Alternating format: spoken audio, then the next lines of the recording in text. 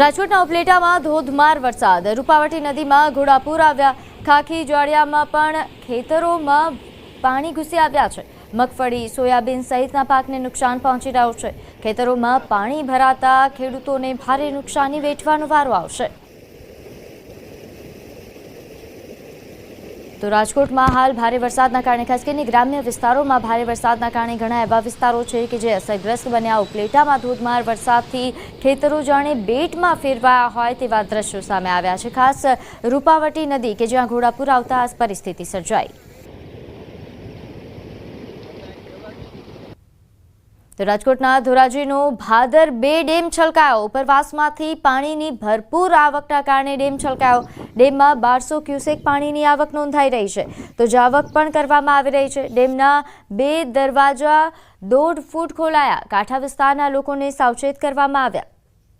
તો જે રીતે જોઈ શકાય છે, રાજકોટમાં ભારે વરસાદના કારણે ઘણા એવા નદી આ ઉપરાંતના જળાશયો છલકાઈ રહ્યા છે. ત્યારે ધોરાજીનો ભાદર 2 ડેમ છલકાયો.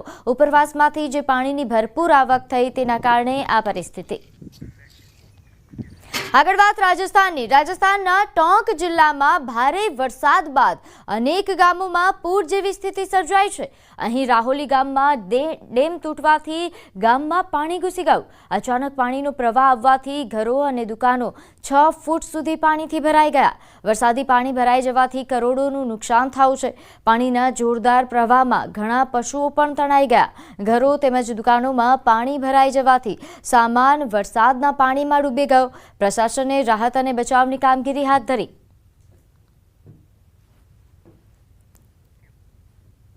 તો સવાઈ માધોપુર જિલ્લામાં પણ છેલ્લા 3 દિવસમાં ભારે વરસાદના કારણે જિલ્લાના ગામડાઓ પાણીથી ભરાઈ ગયા છે. લગભગ 1.5 ડઝન ગામો પૂરની ઝપેટમાં છે. ખાસ કરીને સુરવાલ ડેમ ઓવરફ્લો થવાના કારણે ડેમના નીચલા વિસ્તારમાં આવેલા આખા ગામડાઓ પાણીથી ભરાઈ ગયા. વિસ્તારમાં પાણીનો ભરાવો એટલો છે કે ગામ હોય, ઘર હોય, રસ્તા હોય કે ખેતરો, બધે જ પાણી દેખાય છે.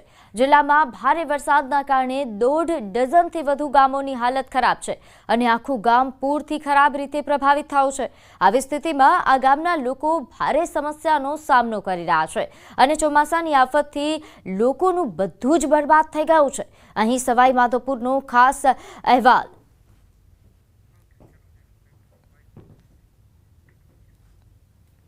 તો ટોંક જિલ્લામાં 2 દિવસથી પડી રહેલા ભારે વરસાદના કારણે બનાસ નદીનો પ્રવાહ ઝડપી બન્યો છે. 2 દિવસ પહેલાની સરખામણીમાં બનાસ નદીમાં પાણીની આવક ઝડપથી વધી રહી છે. બિસલપુર ડેમના 6 દરવાજા ખોલીને પાણીનો સતત નિકાલ કરવામાં આવી રહ્યો છે. પાણીનું સ્તર સંપૂર્ણ ભરાવા ઉપરાંત બનાસ નદીમાં પાણી છોડવામાં આવી રહ્યું છે. વિસલપુર ડેમના 6 દરવાજામાંથી 30,000 ક્યુસેક પાણીનો નિકાલ કરવામાં આવી રહ્યો છે. એ જ પાણી ત્રિવેણીથી આવી રહ્યું છે અને ત્રિવેણી 3.90 મીટરના ઉછાળા સાથે વહી રહી છે.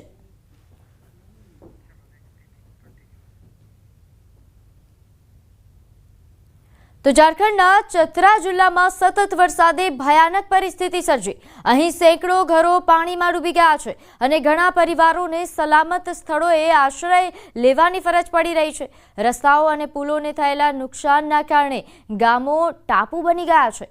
આંગણવાડી કેન્દ્રો તેમજ શાળાઓમાં રાખવામાં આવેલ અનાજ અને શૈક્ષણિક સામગ્રી પણ નાશ પામી છે. આ આફતની જનજીવન તેમજ સંપત્તિ પર ઊંડી અસર પડી છે. નદીના જોરદાર પ્રવાહમાં એક વૃદ્ધ દંપતી પણ તણાયું. जेपीसी में